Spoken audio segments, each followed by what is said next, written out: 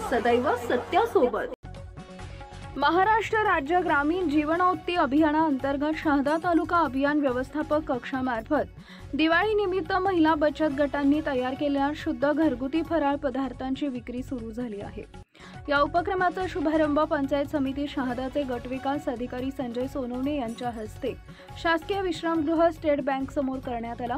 15 ते 16 ऑक्टोबर दरम्यान चालणारे या फराळ महोत्सवात महिला बचत गटांनी तयार केलेले चकली, लाडू, करंजा, शंकरपाळे यांसारखे पारंपरिक फराळ पदार्थ शुद्ध तेल व तुपात बनवून विना जीएसटी आणि परवडणाऱ्या दरात विक्रीस ठेवले आहेत। या प्रसंगी पंचायत समिती शहादाचे कार्यालयीन अधीक्षक रवींद्र कुलकर्णी, लेखापाल विनोद ठाकरे, उमेद तालुका अभियान व्यवस्थापक ईश्वर जगदाळे, किशोर बिरारे, कुणाल कानडे, दिलीप बैसाणे, दीपक गोसावी यांसह अनेक महिला कर्मचारी व बचत गटातील महिला उपस्थित होते।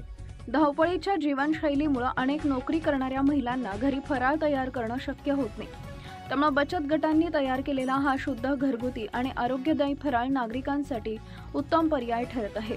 सध्या बाजारात भेसळयुक्त पदार्थांची भीती असल्यामुळे नागरिकांनी शुद्ध घरगुती चवीचा फराळ घेण्यासाठी या स्टॉलला मोठी पसंती दिली आहे। या उपक्रमामुळे ग्रामीण भागातील महिलांना आर्थिक स्वावलंबनाची नवी दिशा मिळत असून त्यांच्या उद्यमशीलतेला बळ मिळत आहे। दिवाळीच्या उत्साहात महिलांनी तयार केलेला हा फराळ महोत्सवाने स्थानिकांना आकर्षित केला आहे।